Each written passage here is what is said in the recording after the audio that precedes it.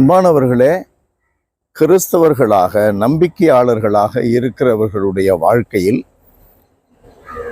மற்றவர்களுடைய வாழ்க்கையிலும் கூட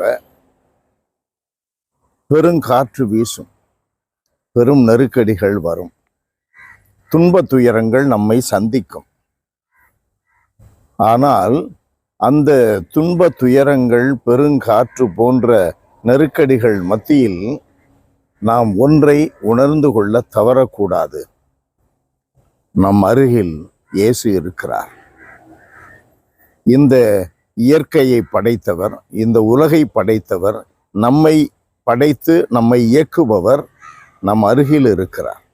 அவரை மீறி இந்த உலகம் இயங்காது. அவரை மீறி எதுவும் நடக்காது.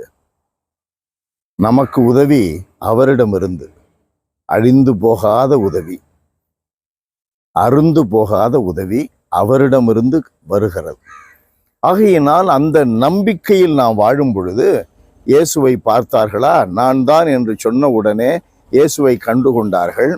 உடனே படகு அவர்கள் சேர வேண்டிய கரை வந்து சேர்ந்தது.